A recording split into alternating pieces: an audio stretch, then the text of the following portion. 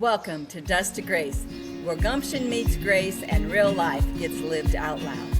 It's hot in Lincoln, Nebraska this week, where the National High School Rodeo Finals are happening right now, July 2026. The kind of hot that sits on your shoulders the second you step out of an air-conditioned truck.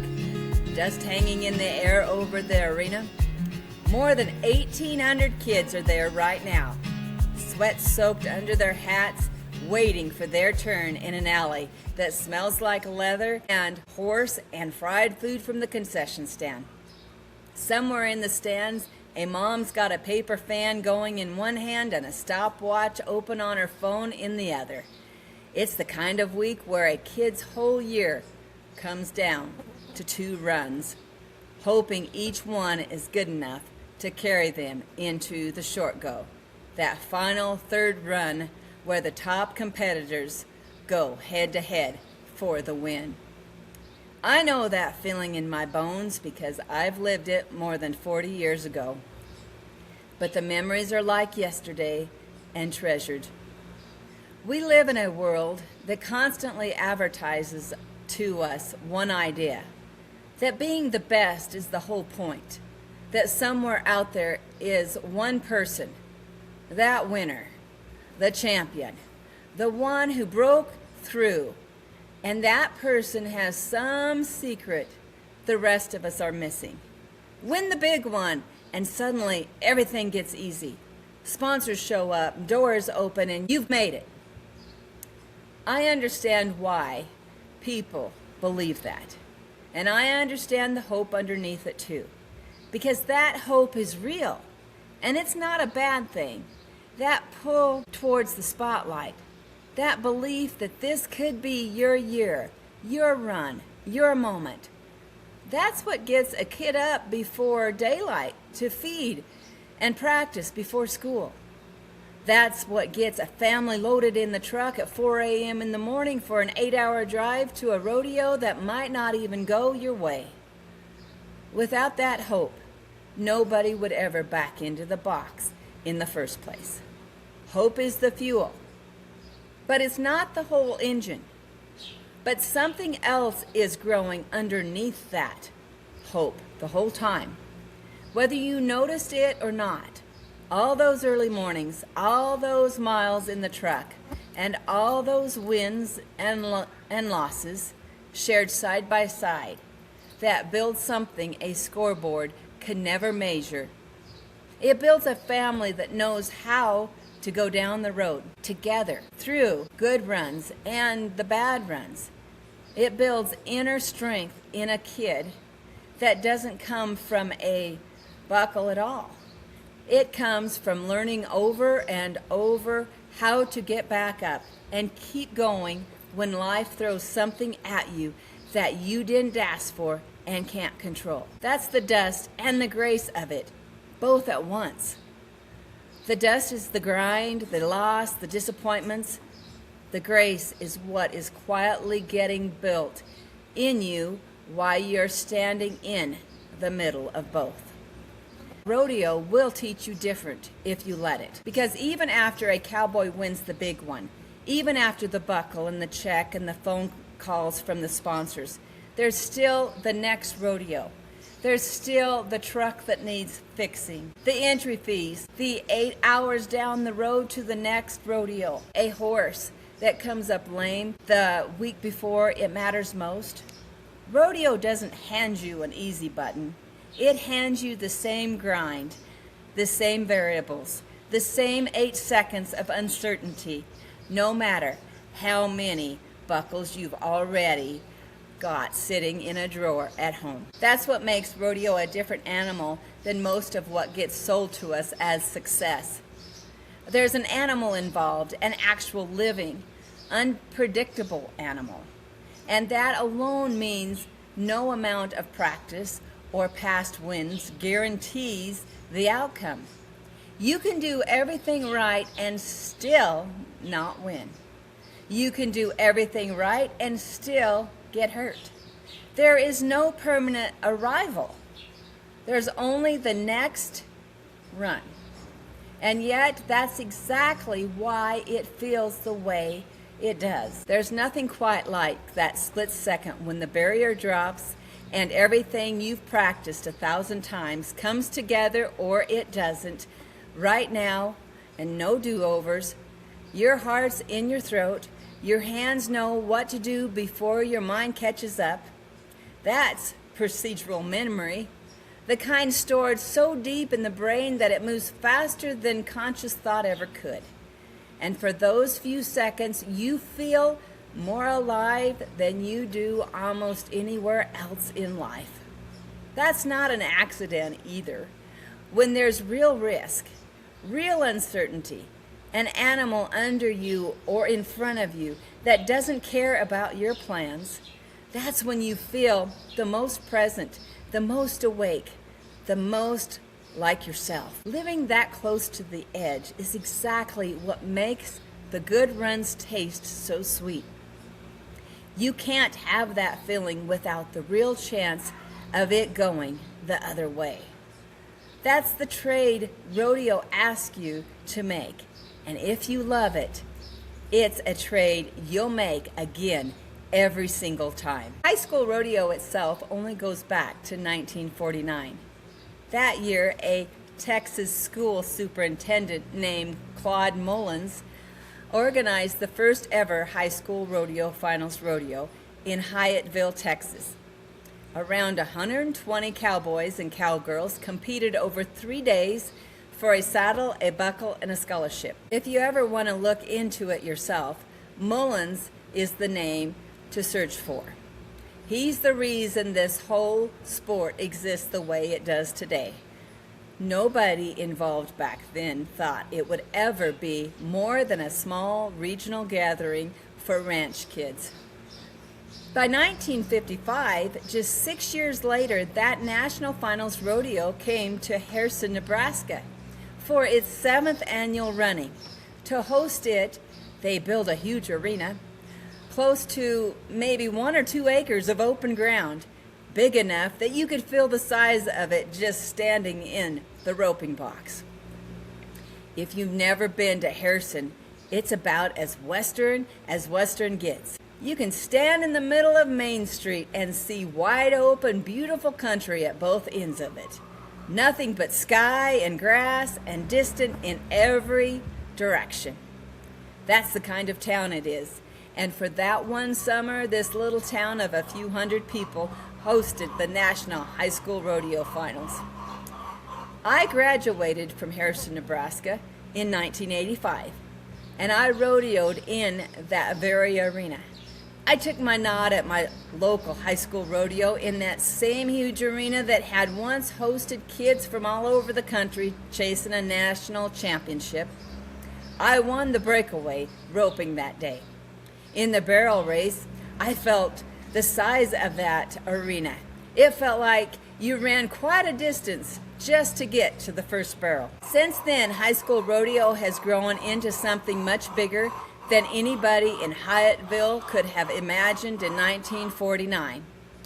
Today, it's an organization with more than 14,000 members, sanctioned over 1,800 rodeos a year, and handing out roughly $500,000 in scholarships every single season.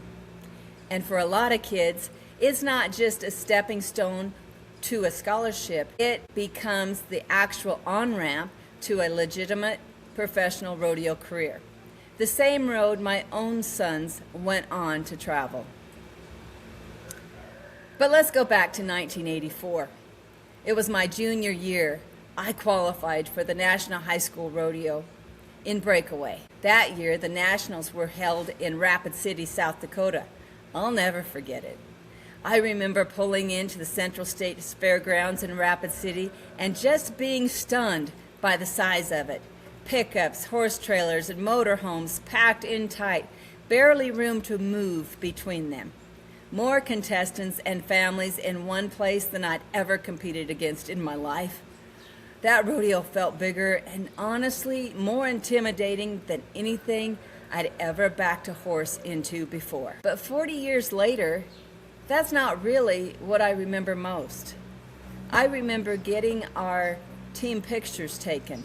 I remember the picnic where the rest of the Nebraska contestants, all of us together, still feeling like a team, even though we were all out there competing as individuals. I remember missing my calf, and I think I caught my second, though I honestly couldn't swear to that detail after all these years. And there's a reason for that gap. The brain doesn't always file away memories evenly. It holds on to moments tied to emotion and connection far more tightly than it holds on to the routine performance and the details, which is exactly why a picnic from my team is still valid in my mind, why the actual runs have gone soft around the edges. What I really carry from that week isn't the arena at all. Even if I'd won the whole event, I don't think that's what would have stayed with me. What stayed with me was the connection, belonging, being part of the Nebraska high school rodeo team in a place that was that big and that unfamiliar. That's not to say the competing didn't matter. I was there to do my best, same as every kid pulling into Lincoln, Nebraska this week. But 40 years out, it's the team and the belonging that outlasted the scoreboard. Maybe that's just how memory was built to work. Now let's go to my senior year, 1985. I was sure it was going to happen again. I was going to make it to the National High School Rodeo. It came down to the short go at the Nebraska State Finals Rodeo in goat tying. Same as before, my brother was right there with me that day in the calf roping, and he'd had a great run, good enough to place in the top 4 in the state and qualify for nationals. My mom did the math in her head before I even rode in for my run. If I tied my goat clean, both of her kids would be headed to the National High School Rodeo the same year. Before I entered the arena for my run, I took a deep breath. I rode in at a dead run, hooves throwing dirt and wind pulling at my hat, the goat stake a blur and getting closer. And then I left the saddle in one clean motion, flying free for a heartbeat before my boots hit the dirt, running full speed straight into the goat. No stumble, no hesitation, pure motion. I flanked her, I crossed her legs, I threw the tie and threw my hands in the air. 5 seconds. That's all it needed to hold. The judge showed me the stopwatch, 4.7 seconds.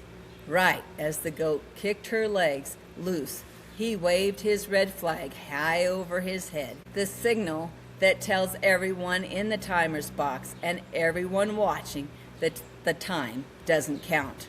No time. My run was over before it ever really counted at all. My season was over and my heart dropped somewhere around the same time that goat did. There's actually a name for exactly what I was feeling in that moment. Sports psychologists call it the near-miss effect. Your brain doesn't process so close the same way it processes a clean loss. When an outcome comes antagonizingly near a win, the brain's reward circuitry, the same pathways that fire when you actually win, start lighting up almost as if you already done it, right up until the second the outcome is confirmed. Then when the loss lands anyway, the crash hits harder than an ordinary defeat would have, because part of your brain had already started celebrating. On top of that, right after a blow like that, the amygdala, your brain's emotional alarm system, floods the whole system, and the prefrontal cortex, the part responsible for perspective and reasoning, temporarily steps back. That's the actual biology behind wanting to pout, wanting to disappear, and not be able to just snap out of it. Your brain is quite literally still catching up with what just happened. And that's exactly where I was. I didn't want to go to the award ceremony, and I didn't want to sit there and watch my brother get called up for what I just missed by 0.3 of a second. I was hurt, and I was pouting, and I was fixing to make myself scarce. But my mom looked me straight in the eye. She stopped me cold. She looked at me and she said, "We rodeo as a family that plays together, stays together. We go down the road together. We lose together, and we win together. Get yourself together and let's go celebrate your brother and be happy for every single contestant who made it today." There's a name for that, my friend, what she did to me in that moment. It's called co-regulation. When somebody else is calm, her steady presence helped me settle down my nervous system, get it back on track faster than I could have done it alone. She wasn't just giving me a pep talk. She was quite literally helping my brain come back online. I'll never forget that lesson because that's what rodeo teaches you if you let it. We compete against each other in that arena, but we're still human beings. We're still family the second we step out of it. Rodeo is a great equalizer that way. One year it's your turn, the next year it isn't. The ground never stays still under anybody for long. Years later, I got to watch all of this from a different seat as a mom instead of a competitor. Both of our boys qualified for the National High School Rodeo. They did not qualify the same year either. They qualified one season apart from each other. My oldest in the steer wrestling didn't get his first steer down then, had a clean run on his second, but it wasn't fast enough to make the short go that year. The next year, my younger son made the short go in the steer wrestling and finished in the top 10. Different years, different results, but the same lesson, finding its way to both of them. My oldest son went on to rodeo professionally in the PRCA as a calf roper, a different event than the one that got him to the National Finals High School Rodeo.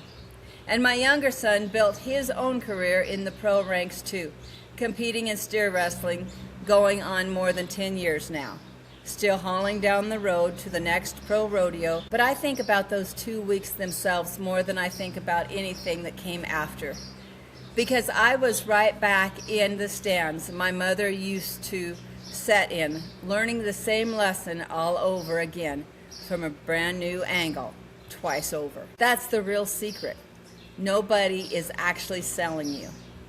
It was never about becoming the best. It was about who was standing beside you while you tried, and who you became when it didn't go your way. So to every kid pulling into the National High School Rodeo in Lincoln, Nebraska this week, and every mom sitting in those stands with a prayer already said before the gate ever opens, I see you and I feel you. Whether you win, whether the flag drops with a no time, or whether it's the run of your life, I hope somebody reminds you what my mother reminded me. Hug your mom. Be proud that you made it to the National High School Rodeo, and remember, you are already a winner in the only heart that really counts long after this week is over. 20 years from now, most kids competing in this week's National High School Rodeo won't remember exactly where they placed. But I bet almost every one of them will remember the friend who rode next to them. I bet they'll remember whether it rained the whole week, and I bet they'll remember who still showed up anyway. I bet they will remember a mom's hand on their shoulder or a dad's wink before they go into the arena. Because at the end of the day, the win is great, but it was never the whole point. Whatever the outcome, you're going to be fine, just fine. What actually lasts is everything you lived through to get there. The dust and the friends, the family in the stands, that's the part nobody hands you a buckle for. And it's the part that you will keep, and you keep it in your heart.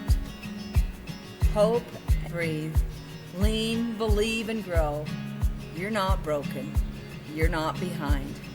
You're one knot away from the life that Grace has for you. Have a great week, my friends.